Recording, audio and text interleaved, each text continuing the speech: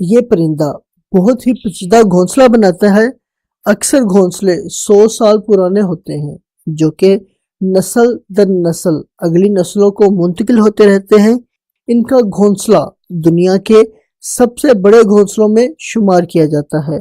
تقریباً 100 سے زیادہ جوڑے اس کے ایک گھونسلے میں رہنے کے قابل ہوتے ہیں۔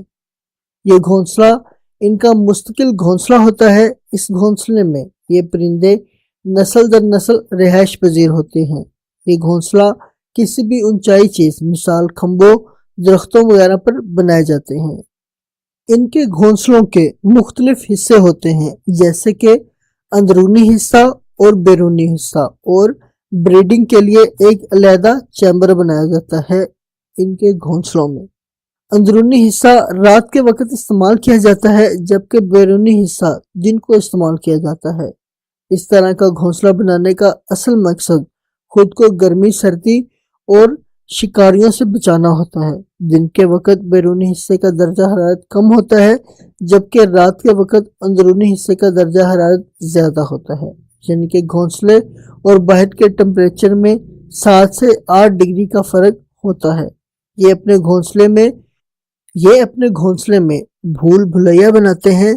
جب کوئی سانپ یا شکاری پرندہ ان کے گھونسلے میں داخل ہوتا ہے تو اس کے اندر جانے کا راستہ ہی نہیں ملتا، لیکن اس سب کے باوجود بھی ان پرندوں کے 70% بچوں کا شکار کر لیا جاتا ہے۔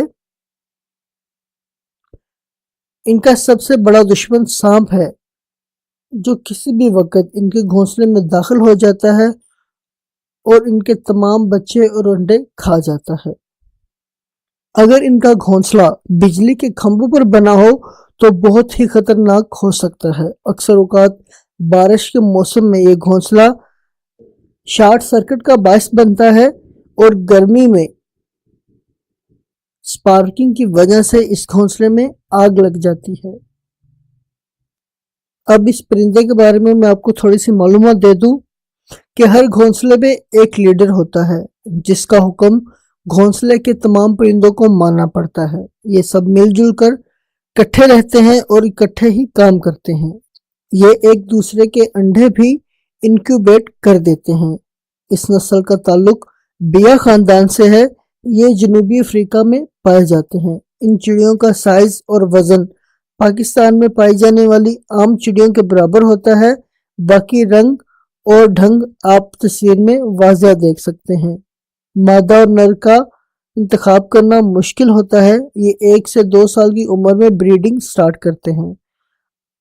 عام طور پر سارا سال یا زیادہ تر دسمبر سے اگست تک 3 سے 4 مرتبہ بریڈنگ کرتے ہیں اور پورے سیزن میں 8 سے 9 انڈے دیتے ہیں۔ ان کی بریڈنگ سیزن کا دار و مدار بارش پر ہوتا ہے۔